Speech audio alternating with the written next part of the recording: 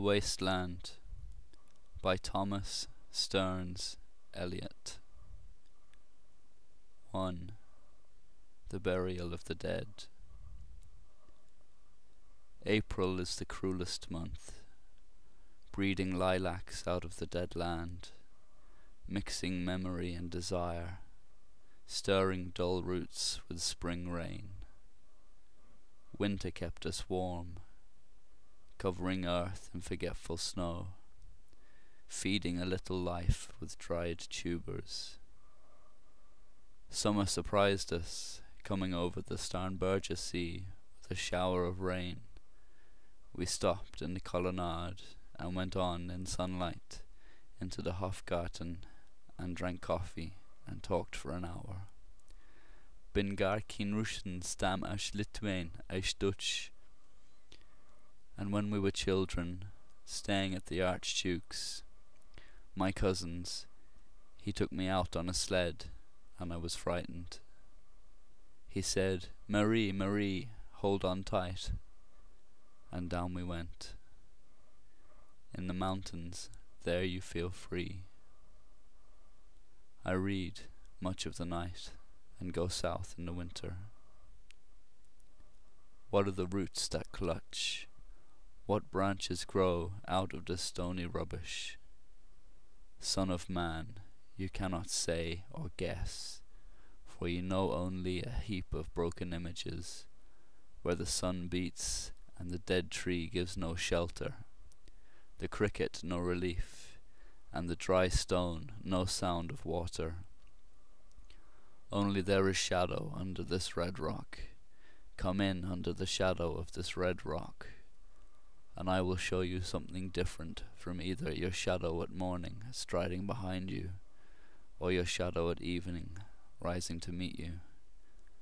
I will show you fear in a handful of dust. Frisch weht der Wind, der Heimat zu, mein irdisch Kind, wo weilest du? You gave me hyacinths first a year ago. They called me the hyacinth girl. Yet when we came back, late, from the hyacinth garden, your arms full and your hair wet, I could not speak, and my eyes failed. I was neither living nor dead, and I knew nothing, looking into the heart of light, the silence, od undlia das Meer. Madame Sosostris, famous clairvoyante, had a bad cold. Nevertheless, is known to be the wisest woman in Europe with a wicked pack of cards. "Here," said she, "is your card, the drowned Phoenician sailor. Those are pearls that were his eyes. Look. Here is Belladonna, the lady of the rocks, the lady of situations. Here is the man with 3 staves, and here the wheel, and here is the one-eyed merchant, and this card, which is blank, is something he carries on his back, which I am forbidden to see. I do not find the hanged man. Fear death by water. I see crowds of people walking round in a ring. Thank you. If you see dear Mrs. Equitone, tell her I bring the horoscope myself. One must be so careful these days." Unreal city, under the brown fog of a winter dawn. A crowd flowed over London Bridge, so many. I had not thought death had undone so many. Sighs, short and infrequent, were exhaled, and each man fixed his eyes before his feet, flowed up the hill and down King William Street, to where St. Mary Woolnoth kept the hours, with a dead sound on the final stroke of 9. There I saw one I knew, and stopped him, crying, "Stetson, you who were with me in the ships at Malay. That corpse you planted last year in your garden, has it begun to sprout? Will it bloom this year? Or has the sudden frost disturbed its bed? Oh, keep the dog far hence, that's friend to men, or with his nails he'll dig it up again. You, hypocrite lecteur, mon semblable, mon frère." 2. A game of chess. The chair she sat in, like a burnished throne, glowed on the marble, where the glass held up by standards wrought with fruited vines, from which a golden Cupidon peeped out. Another hid his eyes behind the wing, doubled the flames of 7-branched candelabra, reflecting light upon the table as the glitter of her jewels rose to meet it. From satin cases poured in rich profusion. In vials of ivory and coloured glass, unstoppered, lurked her strange synthetic perfumes, unguent, powdered, or liquid, troubled, confused, and drowned the scents in odours, stirred by the air that freshened from the window.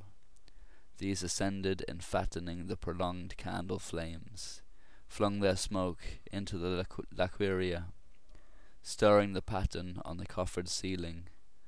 Huge seawood fed with copper, burned green and orange, framed by the coloured stone, in which sad light a carved dolphin swam. Above the antique mantle was displayed, as though a window gave upon the sylvan scene, the change of Philomel, by the barbarous king so rudely forced.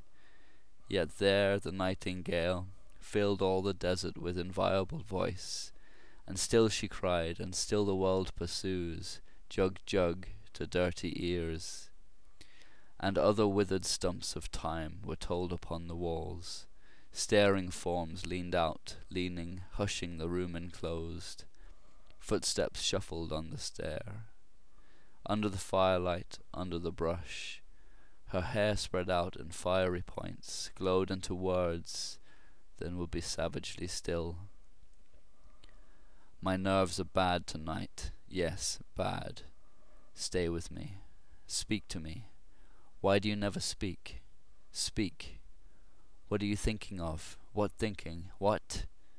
I never know what you are thinking. Think. I think we are in Rat's Alley, where the dead men lost their bones. What's that noise? The wind under the door. What's that noise now? What is the wind doing? Nothing. Again nothing. Do you know nothing? Do you see nothing? Do you remember nothing? I remember. Those are pearls that were his eyes. Are you alive or not? Is there nothing in your head? But oh, that Shakespearean rag is so elegant, so intelligent. What shall I do now? What shall I do? I shall rush out as I am, and walk the street with my hair down so. What shall we do tomorrow? What shall we ever do? The hot water at 10, and if it rains, a closed car at 4, and we shall play a game of chess, pressing lidless eyes and waiting for a knock upon the door. When Lil's husband got demobbed, I didn't mince my words, I said to her myself, hurry up please, it's time. Now Albert's coming back, make yourself a bit smart. He'll want to know what you done with that money he gave you to get yourself some teeth. He did, I was there. You have them all out, Lil, and get a nice set, he said. I swear, I can't bear to look at you. And no more can't I said, and think of poor Albert, he's been in the army 4 years. He wants a good time, and if you don't give it to him, there's others will, I said. Oh, is there, she said. Something of that, I said. Then I'll know who to thank, she said, and give me a straight look. Hurry up, please, it's time. If you don't like it, you can get on with it, I said. Others can pick and choose if you can't, but if Albert makes off, it won't be for lack of telling. You ought to be ashamed, I said, to look so antique, and her only 31. I can't help it, she said, pulling a long face. It's them pills I took to bring it off, she said. She's had 5 already, and nearly died of young George. The chemist said it would be all right, but I've never been the same. You are a proper fool, I said. Well, if Albert won't leave you alone, there it is, I said. What you get married for if you don't want children? Hurry up, please, it's time. Well, that Sunday Albert was home. They had a hot gammon, and they asked me in to dinner to get the beauty of it hot. Hurry up, please, it's time. Hurry up, please, it's time. Good night, Bill. Good night, Lou. Good night, May. Good night, Ta-ta. Good night. Good night. Good night, ladies. Good night, sweet ladies. Good night. Good night.